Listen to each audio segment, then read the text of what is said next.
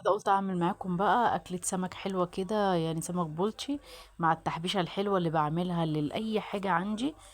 سمك، كبدة، بتنجان مخلل، اي حاجة. فول بالطماطم بتطلع طعمها وريحتها حلوة. هقطع وان شاء الله هسيب لكم برضو مقاديرها في صندوق الوصف. هقطع السمك زي ما انتم شايفينه، واكون منضفاه واحط التتبيلة الحلوة دي فيه. التتبيلة دي عايزاكي تحطيها كده في علبة وحطيها في التلاجة، هتنفعك في كل حاجة.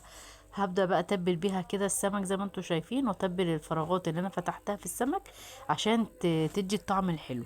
لما بتفتحي السمك بالطريقة دي بيديكي طعم حلو قوي في التتبيلة. بس وهبدأ كده اجهزه، واهم حاجة بعد ما اتبله عصرة الليمون ديت على السمك.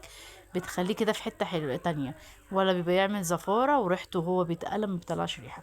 وهقلي جنبه كده بتنجان، هعمل طبق مسقعة حلو كده وجنب أكلة السمك دي. بتبقى الأكلة كده متكاملة وأكلة حلوة. بس هقلي كده البتنجان وهجهزه.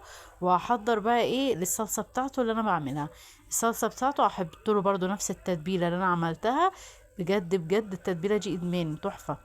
وهنزل بالطماطم وهكون بقى ايه خلاص كده خلصت البتنجان. هنزل بقى السمك بقى، احط الدقيق واحط فلفل اسود وملح وكمون وكزبرة ورشة شطة عشان اطعم السمكية من بره بالدقيق.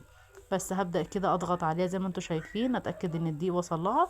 اكون حاطة زيت على النار واكون مجهزة الرز والاكل الجميل ده. وبألف هنا وشفا، وجربوا الطريقة ومعاهم طبق سلطة طبعا بقى من الاخر. والف هنا وشفا، اشوفكم على خير في وصفات جديدة.